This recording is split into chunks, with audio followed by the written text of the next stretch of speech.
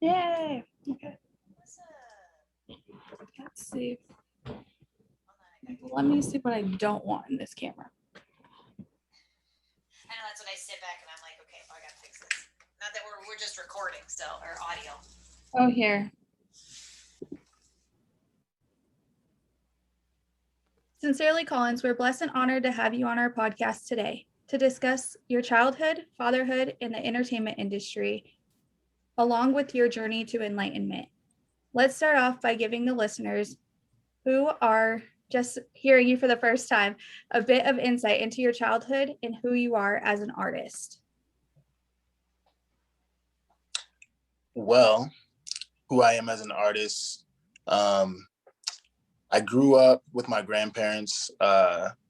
Like you were saying, like your intro said, when I was 2 years old, my mother went missing, and my father was never really there. So I grew up with my grandparents, and they really instilled a lot of different moralities and different philosophies that not so much different, but just more fine-tuned from an older generation.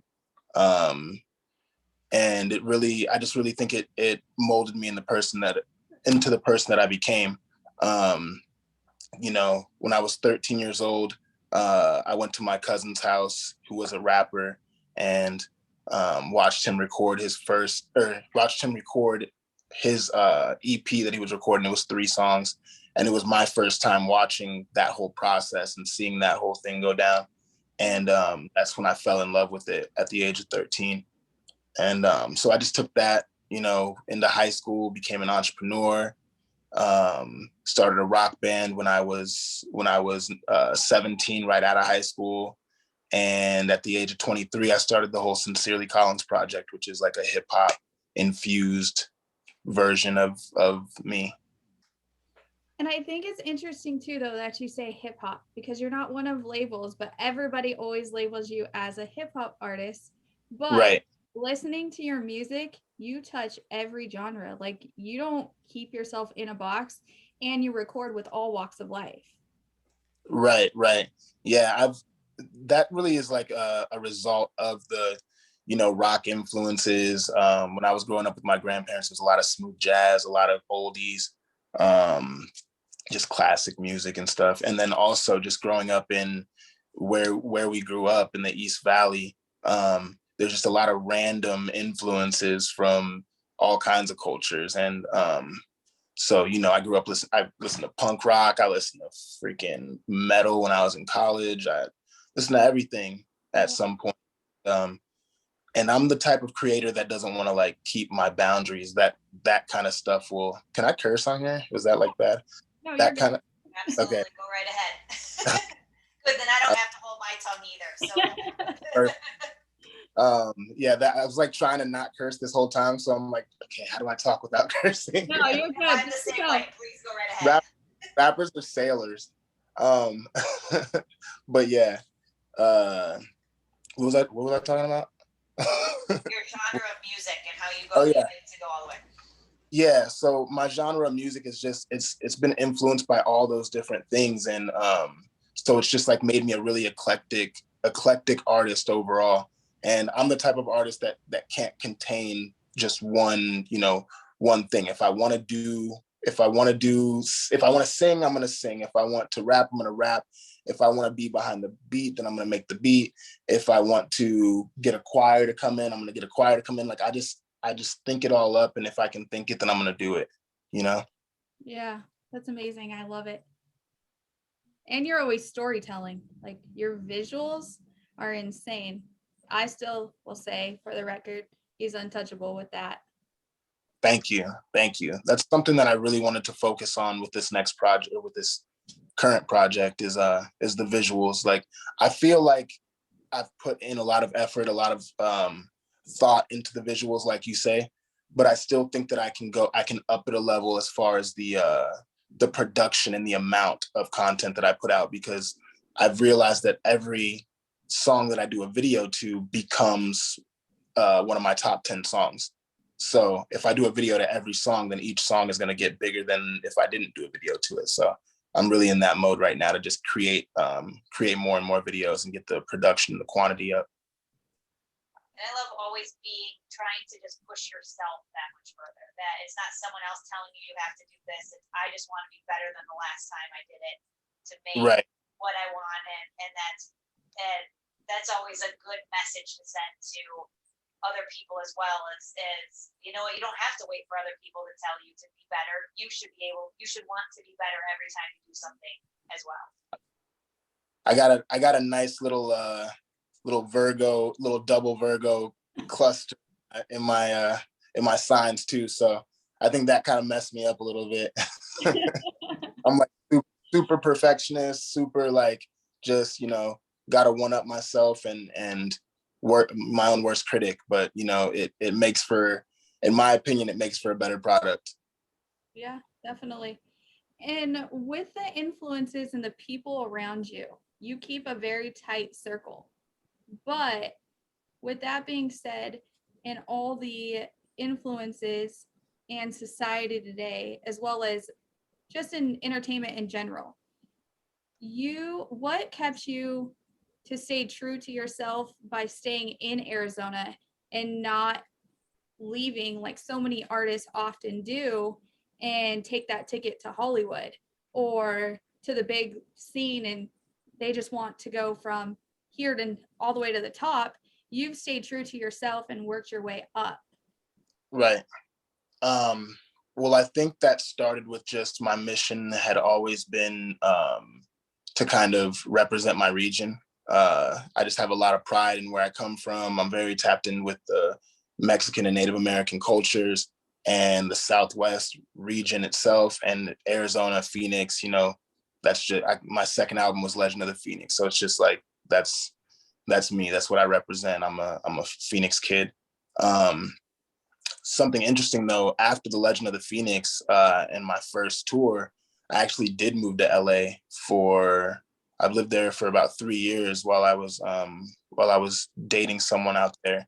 And we lived right in the middle of Hollywood. Now, mind you, I hadn't signed a record deal yet. I hadn't been in the mix. I was very green to the entire everything that was going on in the industry.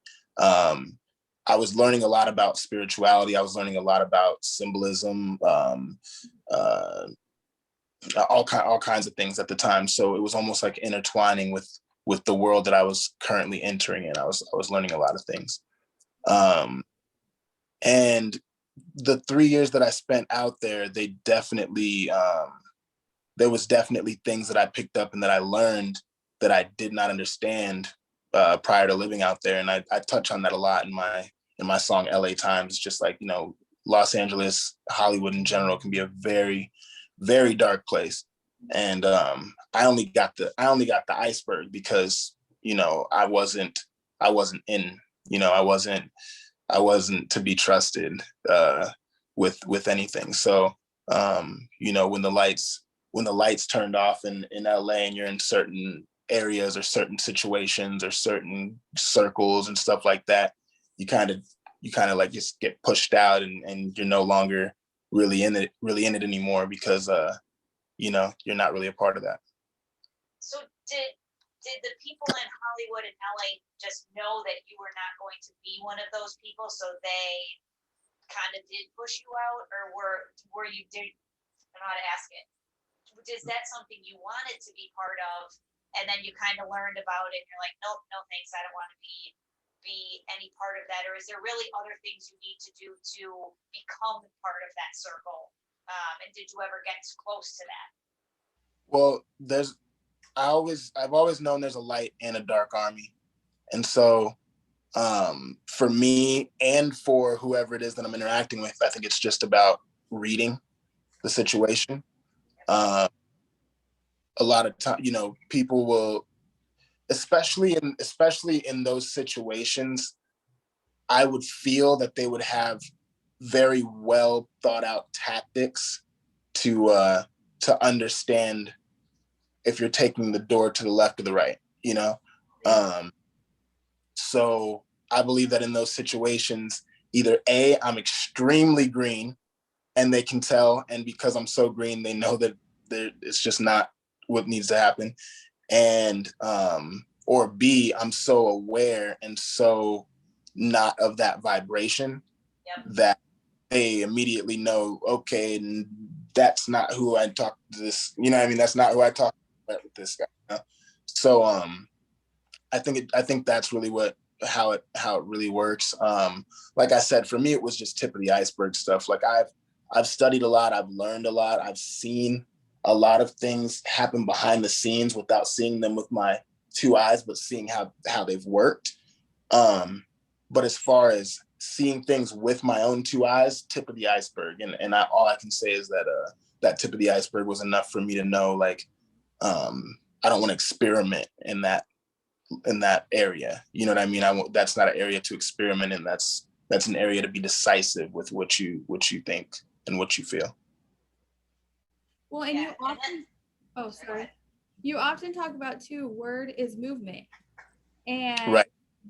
Your energy and just watching your videos, you use the subliminal messages and the symbolism where it's that it goes back to frequency, and energy is everything. So for not only your lyrics, but in the visuals, it shines through that truly, like, once you're awakened, you can pick up on so much in your videos, and you just have, it's hard to describe, because say if somebody wasn't awakened and they're just like vibing, like, oh yeah, like, and go with the flow of your music, but I see the whole art of it, because being awakened, seeing the symbolism and being on that same vibration, it really shows like you as an artist. And just your lyrics alone, I often tell you you're a lyricist, because you take it to a whole nother level. I appreciate that. Thank you so much. Yeah, I think I really was influenced a lot by more like rock and roll music videos and short films and just like storyboarded music videos and stuff like that. I was never really attracted to your like get in front of the camera and rap video. And all of my favorite artists had been so symbolic, and it meant so much to me over the years of my life. Like someone, for instance, like the way that like Pharrell creates, for example. Yeah. He's been someone that has been very symbolic in the way that he messages, and especially in the videos. And there's a lot of stuff that is just very, very revealing, but underneath the surface. And that's what's appealing to me, because I can give somebody a catchy song. I've been blessed with the ability to like make a radio type record. And I think that I was blessed with a voice that projects to make people feel like it's not too hard to listen to me, like an easy listen. Mm-hmm. And because of that, it allows me a lot of room to do harsh things, to juxtapose those easy attributes. And when I say harsh, I mean things like me, like sitting in a cage in my music video, or like things that not everybody's gonna understand, or when they see it, they're gonna know that there's something. They're gonna know that there's something about what they're seeing that they're not understanding, and that there's something to dissect here. And just that alone, when you're an artist, that you're creating a distance between you and a potential fan by giving them the chance to have to think about it. So normally what's happening is we're getting symbolism that's keeping us watching, mesmerized, so that more symbolism can be put throughout it. But it's all fugazi though. It's all, you know what I mean? It's all just smoke and mirrors that they're throwing at you with the symbolism underneath it. So for me, I'm like, okay, I'm gonna throw symbolism over and throughout my entire video, positive symbolism throughout my entire video, high vibrating. And and do it with a radio song, something that you can just bop to, you know, but I still take that risk of having the person see the video and have to sit there and think. That's something that most artists, they're trying their hardest to get rid of that stop and think moment, you know? No, and I love that. We were talking last week with our other friend about how there's so much symbolism that people just stare at TV in the TV. And it's right in front of you. And if you don't know what it means, you just think it's funny, or you think it's oh, that's a cool swirl on the wall, or that's a cool whatever. You don't even know that it's there. So I love that you take that extra time for the people who want to wake up or are starting to learn about this to go in and be like, oh, yep, that's a story I'm telling, and that's what that means. And again, for the people who aren't, well, then it's a good song, like you said. Otherwise, I'm going to make you think and do a little work. Right. Exactly.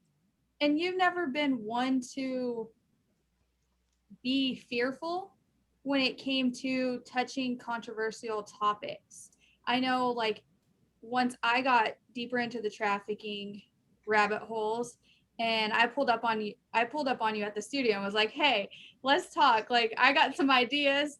But then also you were in the middle of your latest project, and I was like, no, like, this is dark.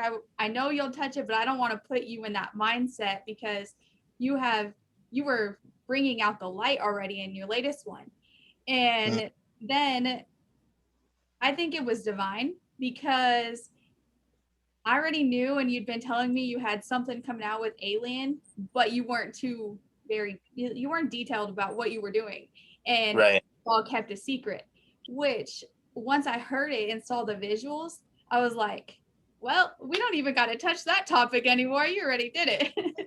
Right. So then automatically we're like, okay, let's shift this. Let's turn it to the light now. So I appreciate that, because no matter what, you've always stayed connected to the community, and you never put yourself on a pedestal.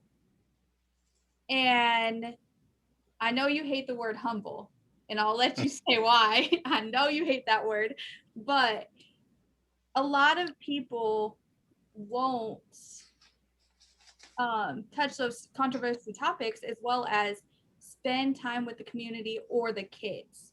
One thing that you've stayed true to yourself and the community, you were always performing at the high schools and giving motivational speeches to the students, especially Right. when the song Possible came out. So let's see, how do I want to word this? What's one thing that, or more, that anyone who's on like a high school campus, or any kid really, if they're being called the odd kid, the weird kid, the crazy kid, conspiracy theorist, what's something or a piece of advice you could give them in those types of situations? Because we often see bullying and social media and all the social influences that those kids often go to isolation or go down the dark path. Yeah, that is what alchemy is all about. That's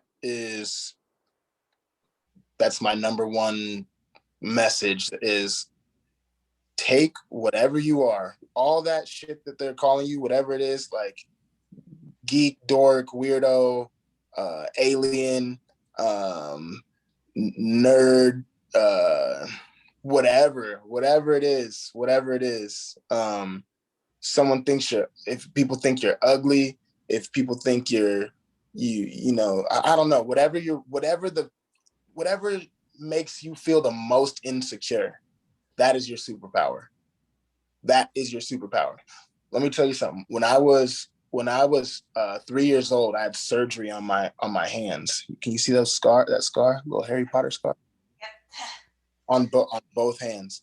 And I had limited functionality in my hands. It's something I've been insecure about since I was a little boy.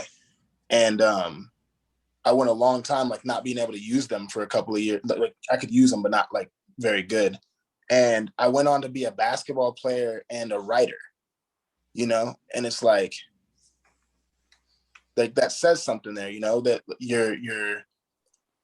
your handicap is your superpower. You know, whatever it is you think is holding you back, like you got to use that, and you got to alchemize that and make that your biggest thing. Like use like one of my favorite things that Kanye would say is like, yo, if you're like a nerd, like, and you want to rap, like be a super nerd. Like don't try to be cool. Like that's not gonna sell.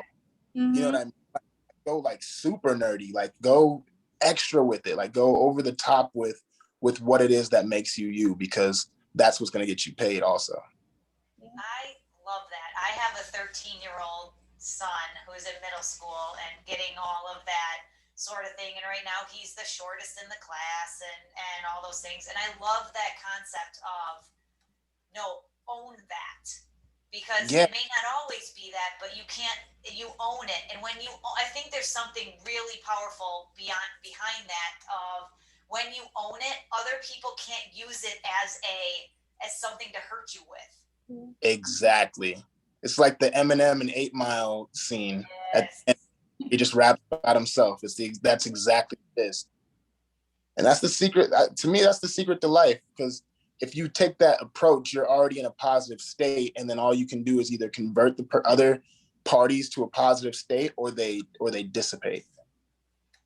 So have you always had this kind of mental fortitude to really believe this about yourself, that when you said when you were 13 and you went to your cousin's house and kind of saw all this, did you always have this like I'm gonna go get him sort of attitude, or is this something that through your teenage years and above that you kind of had to develop?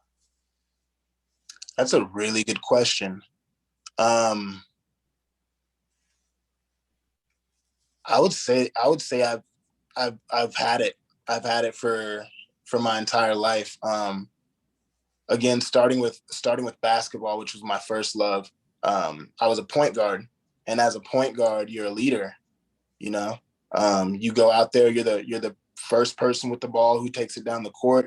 All the eyes are on you, and you're commanding everyone else to do what they need to be doing on the court, while the other team is trying to stop you from doing it. So I think that skill set carries through in life. I've always just taken initiative. I've always taken lead, and just been that person that no matter what, if I want to do something, then I'm gonna go do it because it's up to me, And not having my mom since I was 2 years old, I think that subconsciously had an effect of like, yo, like you don't know what's going on in this life. Like you got to go get it while you're here, because like it's like living in a virtual reality, a video game. Like you have full control over what you have to do, what you get to do every day. So you got to live that way, Yeah. And when it comes to adversity, how have you managed to stay so positive and not getting pulled into the dark? Because you create and you write and even your songs, you do a lot of the soundtracks that we hear in movies. Mm-hmm. So when you come to face like trolls and haters and adversity, how have you stayed away from the darkness or getting sucked into the toxicity of it? It's a good question. I think at some point,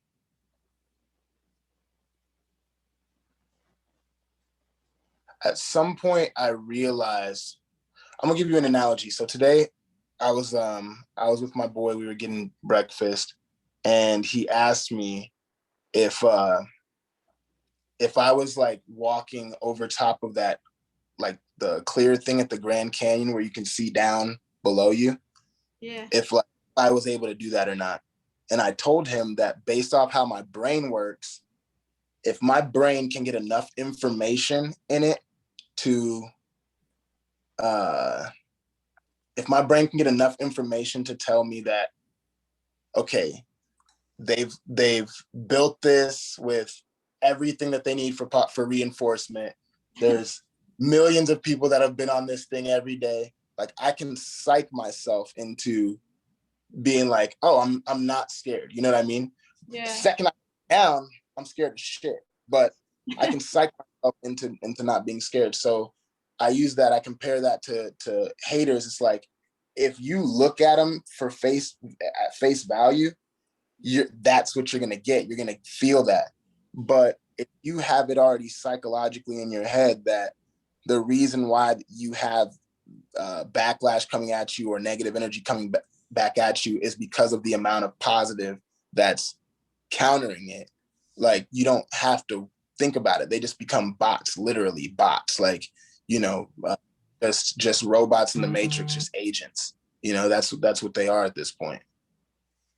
Yeah, that's what I So tell. I just, long answer, I just had to psych myself out to not care about haters. I love that though, but I think to your point about that, and I always try and tell younger kids this, that most people who are better or above you will not pull you down. They'll always try to turn around and pull you back up. And so people who are hating on you, they probably want something you have, whether that is that They're reaching. Absolutely. It's like the lobsters in the pot. They will always pull you back down. And whether it's that they want what you can do or they just want the light that you exude, they want something that they don't have, that something about you rubs them the wrong way. Exactly. So you'll have people that are on this level and you'll be rising.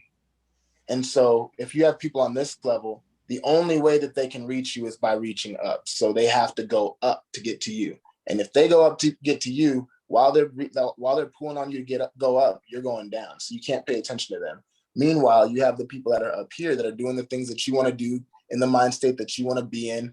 And in order to get to them, you got to go up, because they're not coming down for you. So you got to go match that energy. So it's just about learning how to click off that mentality in your mind and just pay attention to what's above. That's awesome. But you've also managed to, even though if you're up, you managed to still look down and always bring others up with you. Well, that goes back to what you were saying about humble, because so since I've last posted something about that word, because I've posted a million times about that. And I feel like people are now starting to catch on to that, to the understanding of that mentality. But since I've last posted, I've adjusted my thoughts towards it, because I'm always adjusting. I'm always working out the equation in my mind so I can move forward to a higher state. So after adjusting, I've learned how to use and view the word humble, and how to imprint it to my psyche as a positive word in certain situations. So like you said, I've managed to go down to people's level. Well, that is actually the definition of humble. The definition of humble is to lower yourself to a level below of what you know you're worth.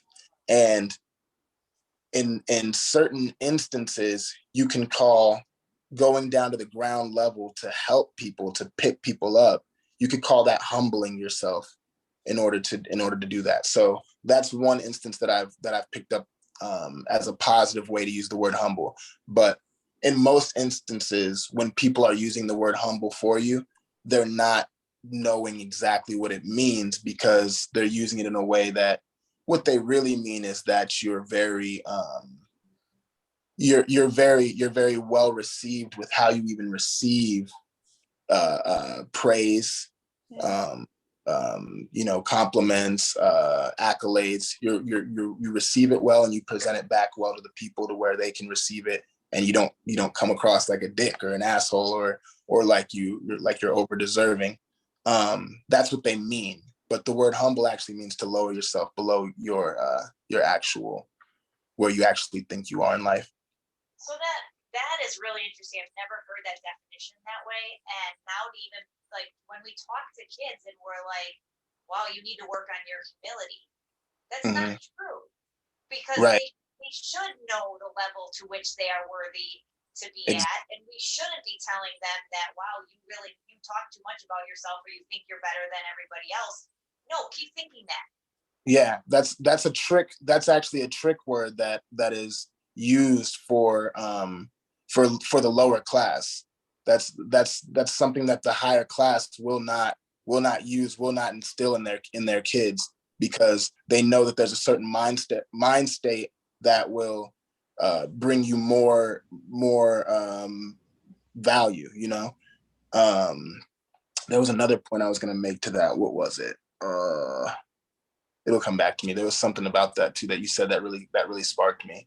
But yeah, that one is really, that one's really near and dear to me. Oh, it was just about it being it's a control word. So like certain words were put in the English language for us to use to keep us in place, you know.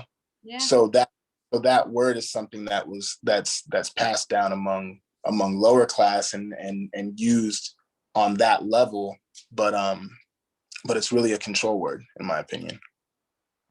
And since we're on words, I'm always learning something new from you when it comes to words and your perspective and mindset. I'm going to throw another word out there. Grateful. And what does that mean to you? Grateful. That word has been big in my life, because as well received as I can be, and as you know, that I just remembered the other thing that I wanted to say. It was about the thing about humble. So you said working on humility, but what is it to be humiliated? Oh, right. Good one. You know, Embarrassed, or yeah. To be embarrassed, or to be pushed down. Yeah. Especially with things. You know what I mean? Yeah. There's a lot of stuff in that. So sorry, I got off topic. That was a super good bring back. I like that, and I love having conversations about words like this. And I actually have a coworker who has a lot of the same kind of thoughts like you have, that him and I have great conversations like this too, where he's like, but did you know the history of this word? And it's like, no, I had no idea that that's really what it meant, that they've, for lack of a better word, tricked us into thinking that this word means this, so that we exactly other things. So that we use the word and cast spells in our environment. Absolutely. Absolutely. So sorry, back to grateful. Right. So that word, despite how how well received that I've been with accolades and how the public perceives me, I still think I've had trouble with being grateful as an adjective. Is that right? As an adjective? I don't know. I don't know. My degree's not English, but we'll go with it. Yep. I don't know that. But using grateful as a word to describe my actual emotions and my actual actions, because being someone who's always looking to push forward and move forward and achieve more, sometimes you don't stop and look around and just sit and be grateful and be thankful and say it and let yourself feel the emotion of appreciation. I definitely had to work on that. So grateful is a theme in my life that I need to make sure. And I appreciate you even bringing that word up, because if God smacked me in the face with a word that I needed to remember in order to, like, while I'm on this path, it's grateful, because it's good for my mental health. It's good for everything to be grateful. It's good for your next step, for receiving the next accolades, Yeah. Yeah. And I think another word related to that's pride. Be proud of where you come from and what you've done yourself. So I struggle with that, where it's like, I'm always, not always, that's a bad word, I'm grateful for what I have, but I don't give myself credit for what I've done. Right. And so that's where it's, for me, it's like, no, look at all these things you've done, and you've gone to school, and you're a mom, and you have a job, and you do all these things, and it's like, remember that you do these things, and to be proud of where you've come. Right. Exactly. We all need that. We all need that positive reinforcement about ourselves. Yeah, that's one word I got to work on. Between grateful and patience, those are things I got to learn because especially playing both roles when it comes to parenting, I'm often so go go go that I don't celebrate or stop and like look at how much I've grown even as a woman or as a mother. And fatherhood is one thing I'm super excited to talk to you about, especially with you being in entertainment and having a daughter. And then I have a daughter, Becky has boys. But we just see so much in society today and generation of how we were raised compared to now. And Mhm.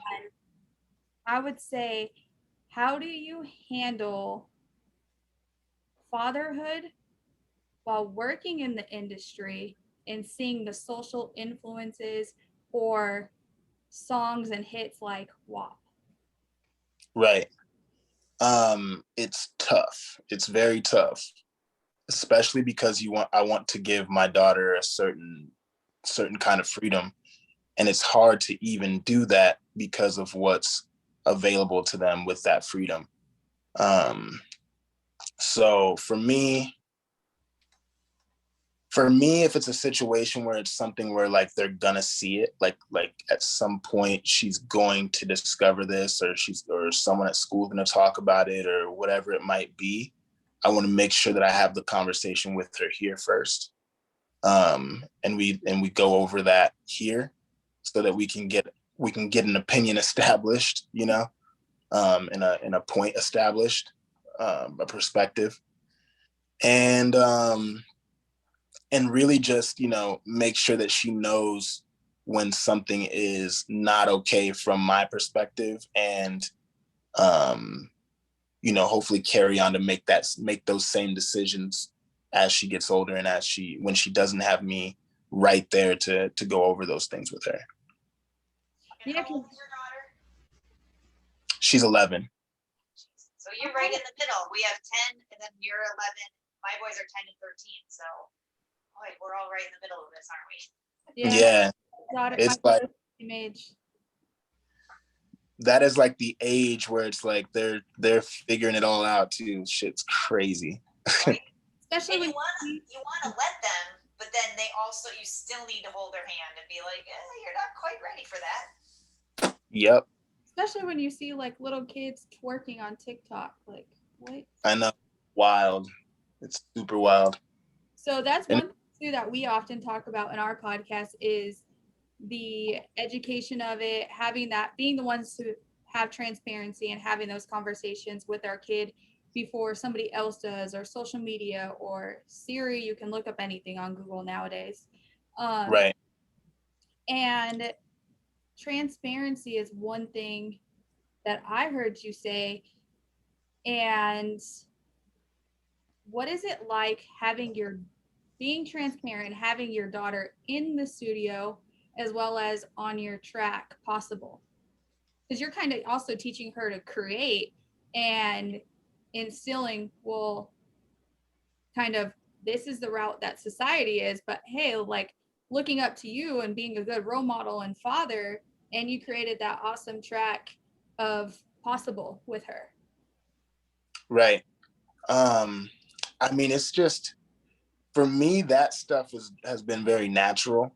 um I never really stopped and thought about I never stopped and thought about um maybe that's a lie. Maybe before I really started getting her into the music, I might have had a conversation with her mom, like, hey, like, we're doing this, right? But I think from the jump, it's kind of been like natural, like almost if you had like a family band and you got, you know what I mean? And like, and the the kid just ends up picking up the bass and pretending in the corner while everyone else is playing. The next thing you know, at the age of 7, they're in the band. Like that's kind of what it's been like with Delilah. It was just like, at a certain point, she wasn't gonna let us not put her in the studio. You know what I mean? Thing. It was gonna be one or the other. Either she wanted absolutely nothing to do with it, or Yeah, she wanted you to be in there, or wanted to be in there with you. Exactly. That's how it goes. My grandfather was into hot rods and racing and NASCAR and all that stuff, and I couldn't tell you the difference between a car. So, um, but yeah. So, but she cannot play basketball. I'll tell you that much. We all have our talents. Some not. but she sure can sing better than me. That's for sure. So yeah, it's just that was God given, and it's almost like she picked me as her father to come down and do the stuff she wanted to do. You know what I mean? Yeah. Well, and you're big on dreamers, so you're already putting that in her head. Dream big. Oh yeah, she already knows that she can do anything. She can be whatever she wants. I'm sure she already wants to like graduate so she can just be like be gone and do what she wants to do. She's Well, and the cool thing too that she can look back at is the fact of you being a role model. She can always, I know that I've seen where she already got to perform downtown Phoenix with you at the Suns game. Like no kid right. has gotten to do that really, let alone Right. father. Yeah, so she's performed at some big stuff. She performed at the Suns game. She's performed at Arizona Super Show in the Cardinal Stadium. She's performed at Marquee Theater. she's done everything. She's wild, man. Now that I think about it. Bring that in. I'm just kidding. Yeah, for real. Like make me some money. So It's like my kid. She's like 11, but she acts way older. But that's also kind of me and having her around adults all the time.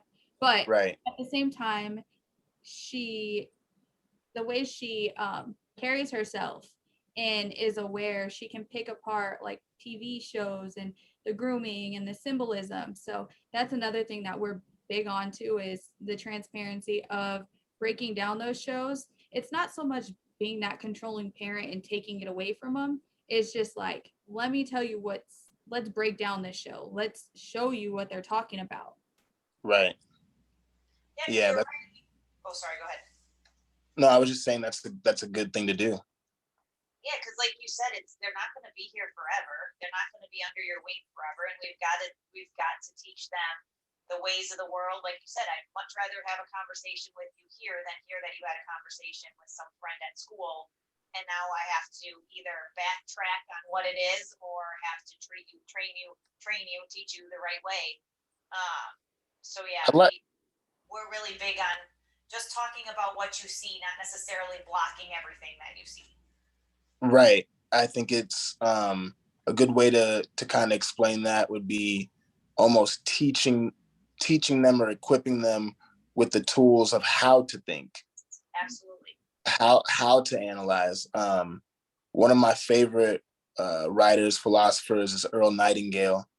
And he has this saying that says, one of the biggest problems with mankind is that man does not know how to think.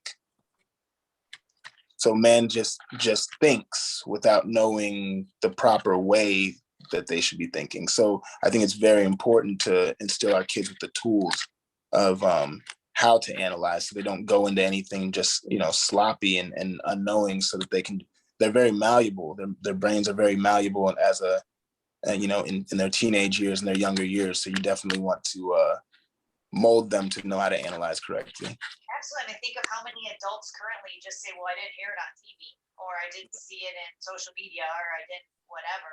My younger son, my younger son will watch like, and I hate the word conspiracy theory, but I'm going to use it here, like conspiracy things on YouTube, and he'll be like, did you know that the Titanic maybe didn't crash into an iceberg? It might have been this, and I was like, yep, that's the kind of thinking I want to hear. Is like, right.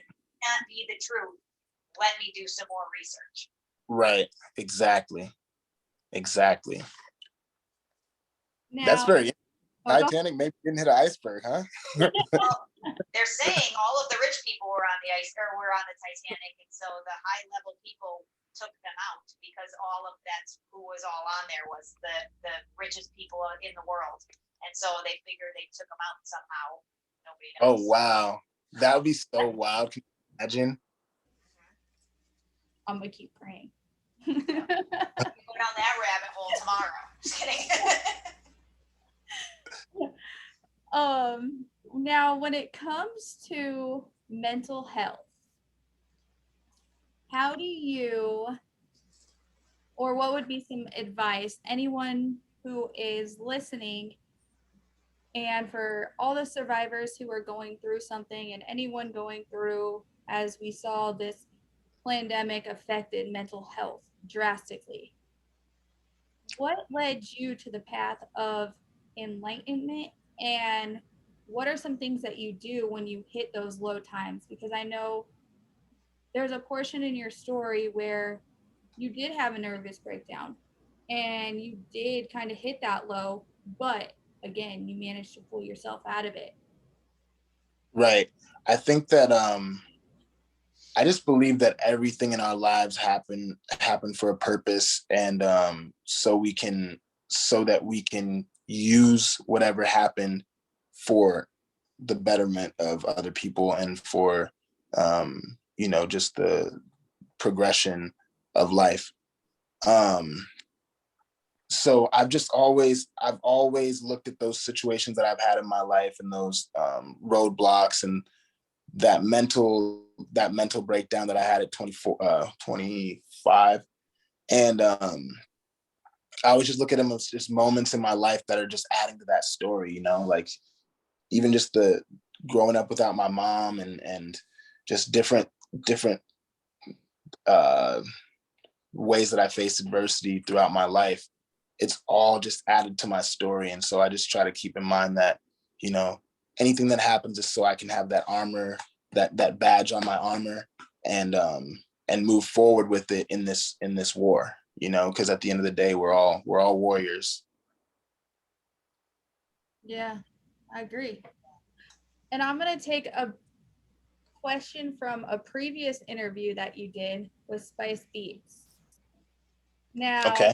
I'm going to read it directly off there so I don't mess it up, and to give them their credit. I understand that Sincerely Collins is a character that you've created, and that Alien tells the final chapter of his story. Can you give the listeners, a bit of backstory into who Sincerely Collins is and what his name means? Who Sincerely Collins is and what his name means? And you have to answer it exactly how you answered it. What was the first part of the question? Because there was a part of the question right before that. Sincerely Collins is a character that you created, and that Alien tells the final chapter of his story. Which, going off of this too, and going off of your Alien album, which most males don't do, is be vulnerable. And this album in Alien, it's nothing you've ever recorded before. Like, Right.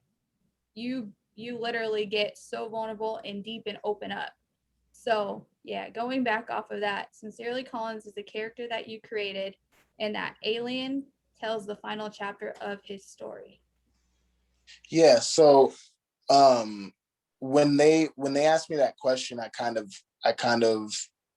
let them know that it's not necessarily that Alien is the last chapter. It's just it's the final chapter of the Legend of the Phoenix saga, from Destroyer to the Legend of the Phoenix, now to Alien. It's almost like the ascension of Sincere Collins. Destroyer was me in the trenches. Legend of the Phoenix was the rise, and Alien is the ascension. It's seeing everything from a bird's eye view at this point, and being able to navigate from that alien perspective, from up here looking down, and start tweaking the codes for how I see fit, like on some Neo shit. No, I love that. And then yeah, this. And then going into, I would say, any kid who wants to get into music or the entertainment industry and really living out their dreams and staying away from that kind of dark route, and how you turn the dark to light. what is some advice you would give any dreamer out there?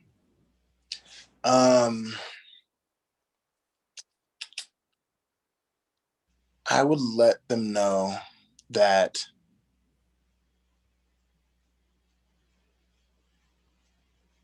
there's a saying that all that glitters ain't gold. And that statement could not be more true when it comes to the entertainment industry. People are hot today, cold tomorrow. You could have it all one day, lose it all the next. And at the end of the day, all you have to fall back on is your character. And because that's all you have to fall back on, that's what you need to stand on throughout your career. So just make sure that you,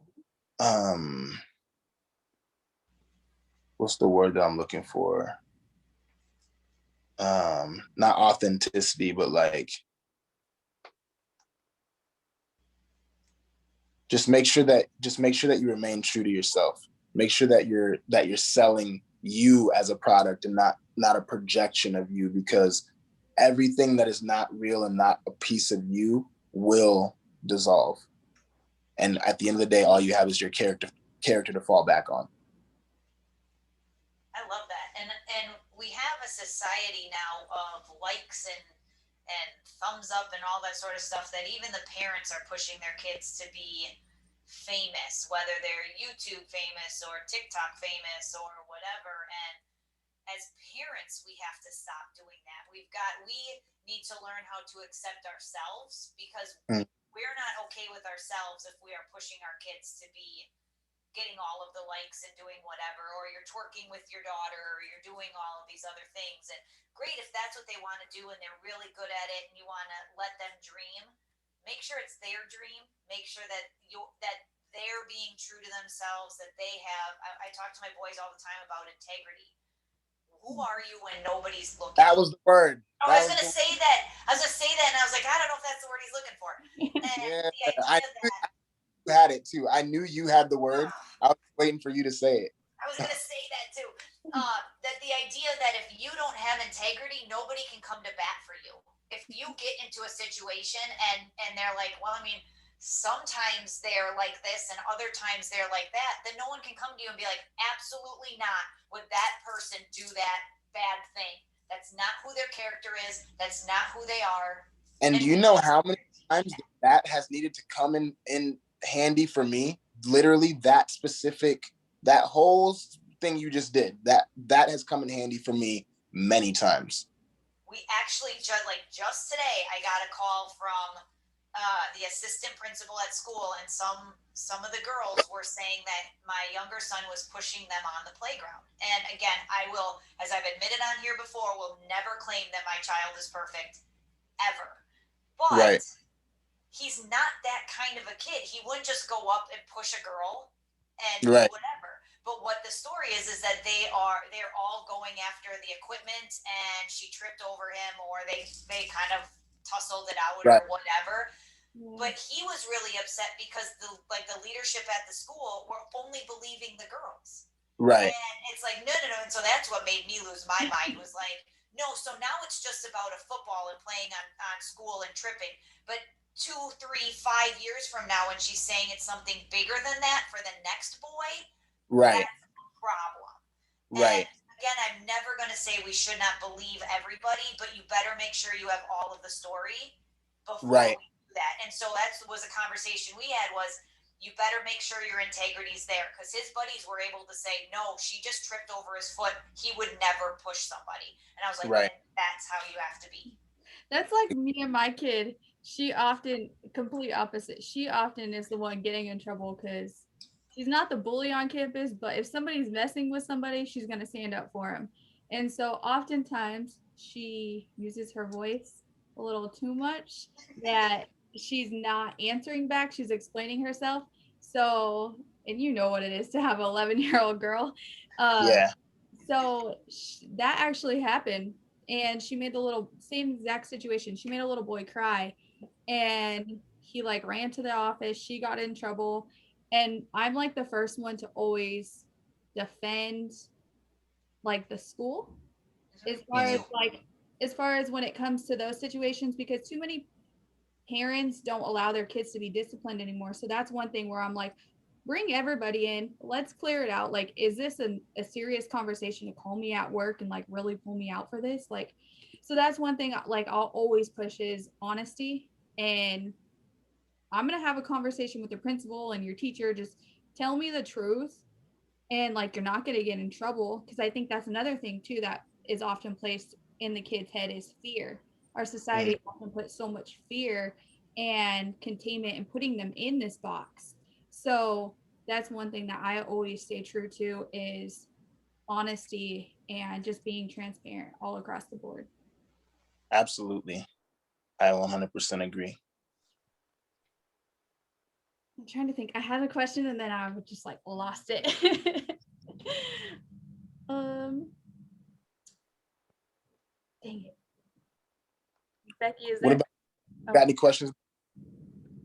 Yeah, I think from like the parenting perspective. So I know that again, Bridget kind of started talking about this and asking about it, but from the parenting perspective, if you were to give any advice, you being the parent of 11-year-old daughter, knowing that we are parents, what would you tell the parents out there? And I know you're still new to this and figuring it out yourself, but knowing what you went through, what would you tell the parents out there? Like, how do you help these kids stay away from the darkness that's out there? Is there something that you think works better? Is it just educating them? Is it like we talked about taking everything away? What kind of has worked for you, or what do you think would work for these parents of kids? For me, I believe I believe the transparency thing is a big thing, because if you're always wondering about things, you're gonna go seeking that stuff.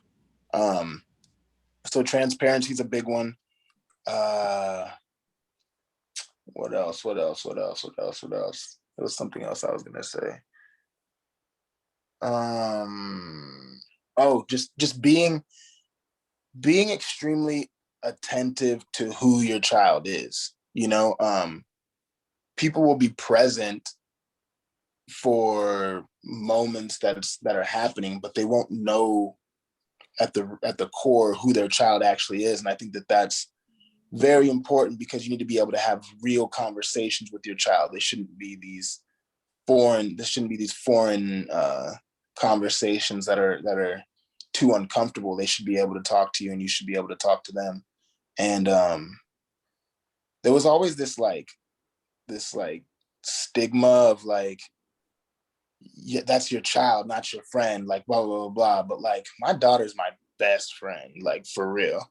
And I think that is going to help me out later in life, because she's going to be able to just like come to me and not be afraid to tell me things and let me know things, so that we can just figure it out, as opposed to a lot of time in my life I spent um look trying to figure out how to make a solution happen. And this probably worked to my advantage, but trying to figure out a solution um to something, because I couldn't go to my grandparents because they wouldn't understand, you know. Yeah. So that was just something I would never put on my child. I would want my child to be able to come to me, and for us to be able to figure everything out together. I love that. And I think that there's just an understanding. It kind of works at work as well. Like, I don't have to continually remind you that I'm your parent. I don't have to continually remind you that I'm your boss. That's already Right. established. Right. I am going to be, I do have to discipline you if you did something wrong. Mhm. Otherwise, we're going to be in this together, and we're going to figure this out together. And Right. there was a girl. It was after I was done with college, but she was there, and her parents were very very very strict religious family. Well, this girl got pregnant, never told her family, never told anybody, ended up unfortunately having the baby in the bathroom of the college dorm. Oh, She ended wow. up bleeding to death, and then the baby died, all because her parents were too strict on her for her to ever feel comfortable coming to them.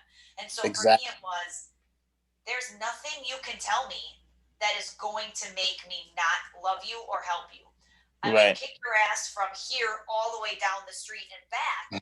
Right. We'll figure it out together. Right. Exactly. And that's how it should be.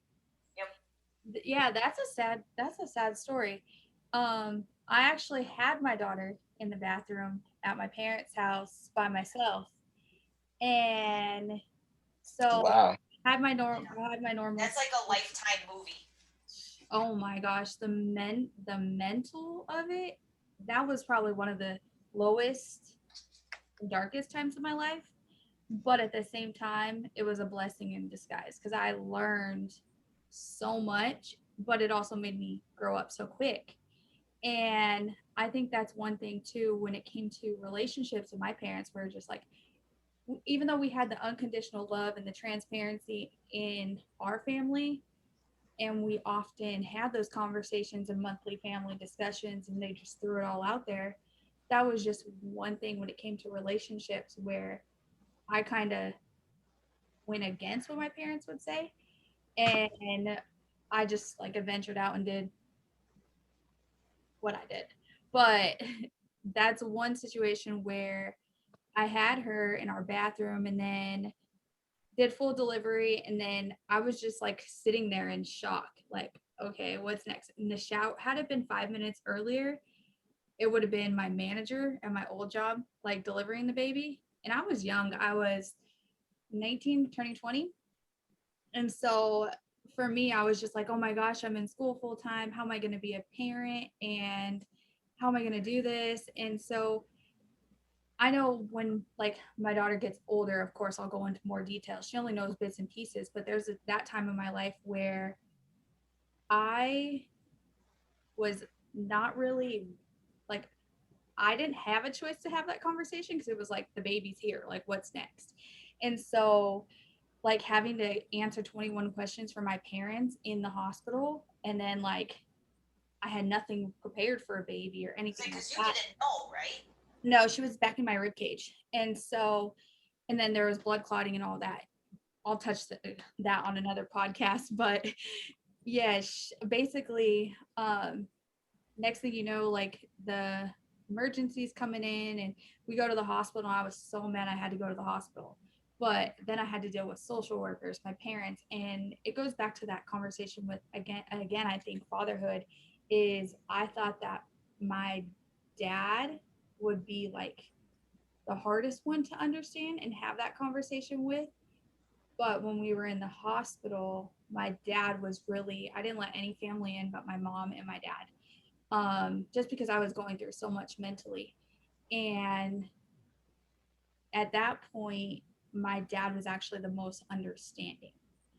And he was honestly like the only one really allowed to stay in the room with me during that time frame. Mm. And he really, again, it just goes back to what you said, Kyle, going back to listening.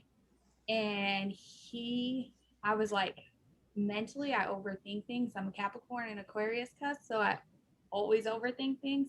So I was sitting there like, how am I going to have this conversation with baby dad, and how am I going to have a conversation with this person and this person, and then like be judged in society, and like in the Hispanic culture it's always like marriage first, school, this, you got to finish, you got to live in a house, and all again going back to society in those boxes. And so I just sat there like in the hospital like, can you just get me the fuck out of here, please? Like, I don't like the hospital, I don't like the food, nothing. And I was stuck.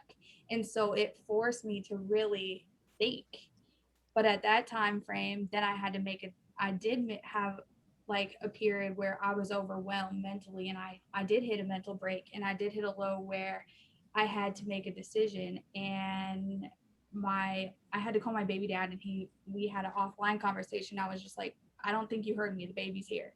And so then it went to a whole conversation of, I did look at the path of um, adoption and receiving home. And doing that whole process, I learned so much and grew so much from it. I also went to a lot of counseling during that stage of my life. Um, and I went to counseling heavy, and then I got myself out because oftentimes too, and don't be afraid to ask for help or talk to people, because I often hold stuff in, Mhm.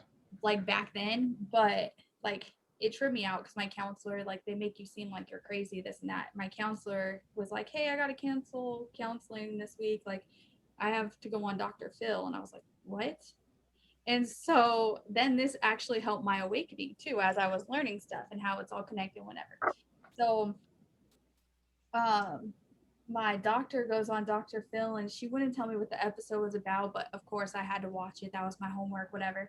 And we're sitting there, and it's about making the decision of um, abortion, adoption, or being a parent, keeping the baby. Wow. And I was like, well, I already like am in this stage, and I already at this point, like, there, I already made a decision, and like obviously I have my daughter full custody today. But it was one of the low parts of my life where, as far as like that communication and not being fully transparent with my family, um, Right. when it comes to like just society having those labels and being fearful of having the conversation of what's next, or how am I gonna, because I don't like to rely on people. So it's like, how am I gonna take care of this kid? Her dad's not in his life, her life. Like, how am I gonna pay for it? I'm finishing school. Like, I work full time, and I didn't want to rely on the help from anybody, because to me it was something that I did and it wasn't their responsibility. Plus, like, Right. just being a mom and knowing like everyone has their own way of parenting, I wanted to, since I didn't get to experience like the previous, like a preparing to have a kid, it was just like, hey, now you're here. And so I was Right. like, so it taught me a lot, and that's one stage of my life that made me who I am today. Yeah, but it's really interesting. You say, like, I'm the same way where I don't want to rely on anyone, but now you as a mom, you could see how your parents would be like, no, that's what I'm here for. Like, that's my job as your parents, is to have you fall back on me when it gets bad. Right. Definitely. Exactly. Exactly. That's beautiful. Well, I'm glad she's here. She's a sweetheart. Yeah.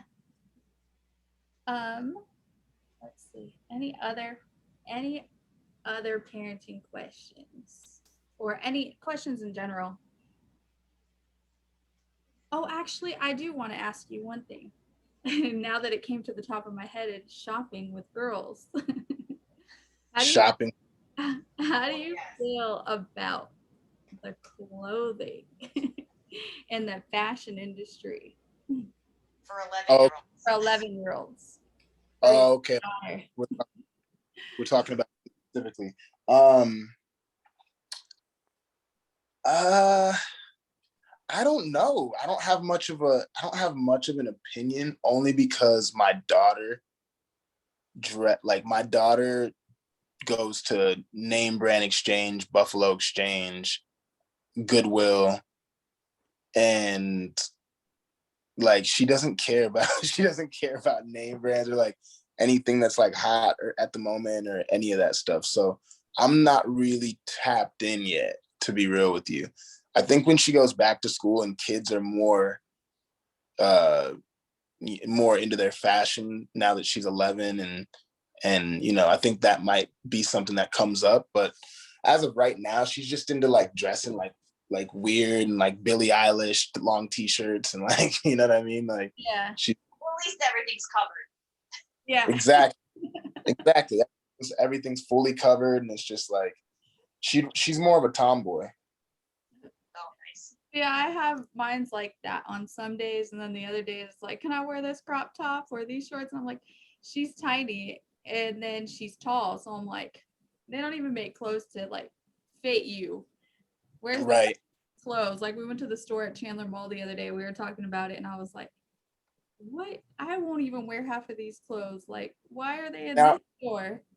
now I will say the bra thing is throwing me off. The bra thing kind of had me fucked up for a second. No doubt. she was like Dad, I need a bra. I was like, wait, No, what? you don't. I was like, wait. The hell you do. And then like her mom had the conversation with me and her aunts, and they were like, oh, we'll take her to do get her trainer bra, all this stuff. And I had to go ahead and call the aunties in on that joint. But yeah. You know you need your reinforcements every once in a while. Yeah, for sure. But it's fun being a girl dad though. Like it's just like a fun task, you know. Yeah, she's always with you. Yeah. Except for right now. I've been free for like a month. Free. Nah. Doesn't it feel weird though when they're not there with you? You're like, oh, don't you feel like you have to do something or you're forgetting something? Yeah, especially because she's always on me when we're home. So it's weird like not having someone like right here, like slide under my yeah, you know. Yeah, that's probably what I miss the most is just like how clingy she is. But also you're free from it for a little bit, so you're happy that too. Yeah, exactly. I'm super fine with it right now, but you know, I'll miss it for now. When it comes back, I'll be cool. But she's in Mexico with her mom right now. Oh, that's fun. Nice. Is she out on summer break yet? She starts today. Oh, nice. Today's her last. Yeah, but she's doing everything. Did all of her online there. Nice. I'm looking on my phone because I want to find it. I thought I saved it as a question, but I didn't. What? You were talking about, and it threw me off because most guys won't talk about it, but it's you and your energy, so I wasn't shocked, was love languages. Oh, yeah. And I want to find it because I was like, I just retweeted it too. Oh, the meme? The one you posted something about love language the other day. I'm gonna go find it. Yeah, you talk to your partner in their love language, not yours. Yes. Yeah, I just saw that and it was something that just really moved me because like I said, how to think. I'm always trying to figure out new ways on how to think to my advantage. And I think that bringing that information into my next relationship is going to be to my advantage. That's the type of tool that I definitely need because I'm the type of person that can be like, I'm making so much sense right now. How do you not understand me? Like, you know what I mean? But if I'm not speaking your language, you're not going to understand me, you know? Well, especially in love languages, because if you're like, my husband is an acts of service, so he's very cleany, so he'll go clean out my car or do whatever, and it's like, well, thanks, but that's not my love language at all. And so it's like, why does that not work for you? Well, it doesn't work because I appreciate you cleaning out my car, but I would rather go on a walk with you or something like that. But one of the things they brought up, speaking of parenting, is that each child has a love language. Yep. So if you don't speak to your child in their love language, they also do. Like, that's just another thing to consider as well, is that they need to be loved in their way. That's so true. That is so true. I actually read a book. I read a book about that, the child and love languages and how it breaks it down. And like, especially, I think it had to do something with like parenting in a social world or through a digital world, something like that. But they talked about the love languages and paying attention to your kids, and really it goes back to what you guys said, is knowing who your kid is. But yeah. And I think too, unconditional love is huge. Yeah, absolutely. Yep. Absolutely. He's like, I'm done. No, I'm kidding. I didn't know if that was a question or if you were just saying it was. No, I was saying it in general. No. Any other questions or any questions you might have for us? We're just like throwing stuff at you. Do I have any questions for you guys? I don't think I've ever came to a podcast and asked a question. Let me think if I have any questions for y'all. What do you guys think about, what do you guys believe about extraterrestrials or life on other planets or life outside of this universe? Like, what are your guys' thoughts? No bias, no judging, no nothing. Like, just what do you guys? I have a super up in the air. I have absolutely no idea, but open to everything new about it. So, like, at first it was sure there could be like life on other planets and we could have all this other thing. And then I started going back to church, and then it's the idea of like the firmament and the flat earth. Sure, that also could be like totally plausible. Then I just heard an idea the other day that they were saying that maybe it's not like intergalactic, but it's interdimensional. So like you talk about aliens being people who live in the fourth dimension or the fifth dimension or otherwise, and so we call them aliens, but they could be angels or they could be whatever. And all of it is fully plausible to me. As if anyone said this is the way it is, I'd be like, I could totally see that. Like I kind of dip my toe in a lot of the places because nothing is, yep, I fully believe that, because I can also find the holes in that theory. But Right. then, but I can't discredit it because I can't fully tell. Like, yeah, I've never fully discredit. I have no idea what's in space. I've never, and that's what I always tell my kids is, like they'll say, well, there was a picture of it. Well, did you take that picture? Did you see it? Were you there? Because if not, then you don't know what is real or not real. And so I am for all of it. I honestly hope someone comes to save us, because this world is going to hell in a handbasket. So whoever wants to come was welcome. Right. What about you? What about you, B? I will say right now in the world, you can see the different dimensions for sure. You can see who is stuck in the matrix. You can see all the little sheep, and the sheep that are asleep. yep. I will say for me, I've always been one to love ET, and I will always say, ET phone home, come get me. Like take me with you. I'm gone. And I always love like peace signs, aliens, and that's something that I've always gravitated to. And as I grew up, my favorite question was why. I annoyed the shit out of my mom. I would always say why. And even if she gave me an answer, I would have always say why to that. And then it would keep going. And so like now that I'm an adult and like parenting, she thinks it's funny because now my kid does the same thing. I sometimes will get frustrated or annoyed, and she laughs because she's like, this was you when you were little. But that is hilarious. I believe I'm always like, alien, ET, come down, come get me off this planet, because right now this is crazy. And your last Scary Place, that song is super dope because you talk about it. It often reminds me of the way of the world right now. Like, never knew it would get this bad. And I always see that song in Aliens, and I'm like, please come get us.